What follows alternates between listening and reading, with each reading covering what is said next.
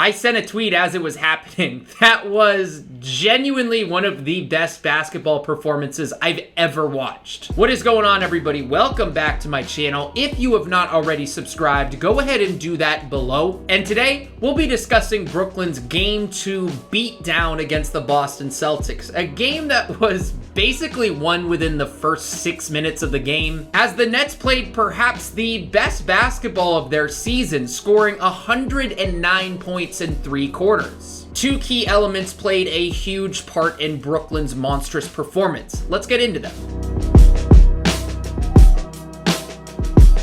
Brooklyn produced offense at a rate of 140 points per 100 possessions, and a big reason why was that the Nets had the ball in the hands of their best mismatch hunter, James Harden. You saw it pretty early. The Nets appear to run some two-man action between Harden and Joe Harris, but it's actually to give Harden the mismatch with Evan Fournier. Brooklyn has been repeatedly targeting Fournier in the half court, as made evident by the fact that he's Boston's most frequent isolation defender in the series. Even though the Nets have scored 1.21 points per possession in these situations on 47% shooting, the Nets are getting what they want. Watch how Harden runs over to Kyrie Irving to involve another one of Boston's weaker defenders, Kemba Walker, along with Fournier. Harden fakes a screen for Irving and cuts into the paint, which causes Boston to panic a little bit and keep 2 defenders glued to his torso. Fournier then tries to recover out to Kyrie. Irving pump fakes, does an extra dribble to put Fournier in jail on his backside, and it's a layup at the cup. If you want more evidence for how much Brooklyn has been targeting in this series, Boston's 3 most frequent isolation defenders thus far have been Evan Fournier, Jabari Parker, and Tristan Thompson, none of whom are exactly known as all-world defenders. Speaking of, on this set, the Nets use stagger screens, which are these 2 pin-down screens that face the baseline for Landry Shamet. But instead of flowing into a catch-and-shoot for Landry Shamet, that action appears to be a diversion to take advantage of Boston switching literally everything.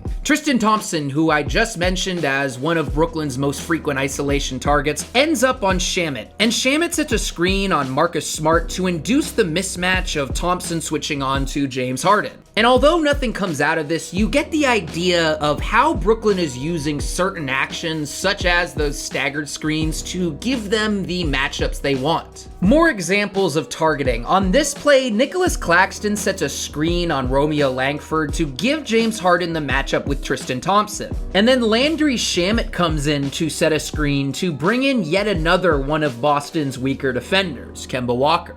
James Harden makes sure to give Landry Shamet a touch, and Shamet freezes Thompson with a crossover for the layup at the cup. Even before the ball crossed half court, the Nets were in attack mode. Watch closely. Kemba Walker is originally guarding Kyrie Irving in semi-transition, so Blake Griffin sets a screen on Kemba while Kyrie Irving drops the ball off to James Harden and runs to the other side of the floor. What does this produce? Well, given that Kemba Walker is behind the play because of Blake's screen, Marcus Smart makes the executive decision to exchange matchups with Kemba Walker, and he picks up Kyrie Irving, which of course leaves James Harden picking on a smaller guard in Kemba Walker, and the Celtics are pretty much screwed from the jump. Blake flips his body at the very last minute to set a very unorthodox screen, thereby clipping Kemba Walker, and rather than switching the action, Boston sends 2 defenders Harden's way.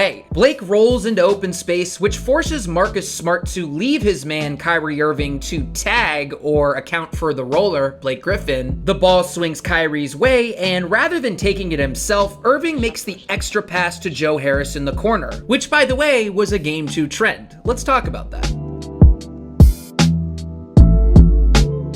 The biggest change from Game 1 to Game 2 was Brooklyn's ball movement. The Nets recorded 296 passes in their second showing against Boston compared to 268 in the first, recording 31 assists on 46 makes. When the Nets have recorded 30 or more assists, they are 24-3 on the season, the second best winning percentage in the NBA behind only the Phoenix Suns. Much of that Game 2 ball movement to find the best possible shot was geared towards getting Joe Harris 3-point shots, who made 7 threes on the night. In general, I love this philosophy for Brooklyn. In game 1, it felt as if the Nets fell into stagnancy as the big three attempted to divvy up even touches on the fly for one another, producing a lot of your turn, my turn. In game 2, that approach was different. The Nets' best players had a common goal of getting one guy going with extra passes, that guy being Joe Harris. And that approach seemed to have taken care of the problems they had with ball movement. It helps that the Nets are 11-2 when Harris hits 5 or more threes, and you see that here as the Nets flow into handoff action between Blake Griffin and Kyrie Irving. Notice how lost Kemba Walker gets after Marcus Smart leaves his man James Harden to account for Blake Griffin on the roll with a tag. In fact, when I really slow this down, you can actually see Smart yell at Kemba Walker and point to James Harden to basically say, hey, pick that dude up.